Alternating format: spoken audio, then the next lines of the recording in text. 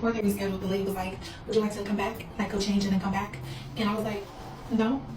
So I've worked for some small companies, some big companies, and even some popular companies that everybody wants to work for. I'm not going to say any names, but I'll let you guys figure it out. Anyways, I guess the algorithm isn't promoting this, but one thing that I don't really see anybody talking about is how we're all basically at some point in time, or will be at some point in time, the same woman who wears shorts to an interview. When it comes to popular companies or companies that have positions that have like 1,000 candidates, applying for them, these companies are obviously only trying to hire one person, right? Not 1,000. So they need a way to like filter everybody out.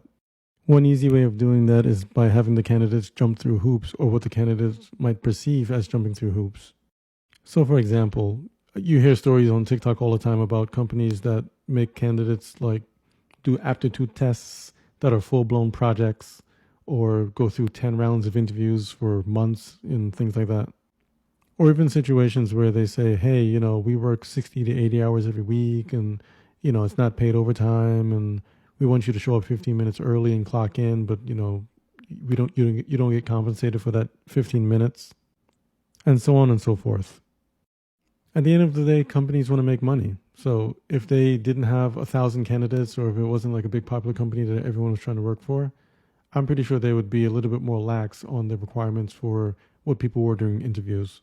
And just to be clear, the company is completely valid in asking people to change, or, rejecting people according to what they show up in when they go to the interview. The candidate who complained about, the company wanting that person is valid too. Everyone online who's dogpiling on that candidate, they're valid too. And also the people, I guess like me, who say, hey, we're all the same person. At some point we're going to say no to something. We're all valid. So that's not, there's no problem with that. I just think it's productive to point out that we have a lot more in common than we have that's different.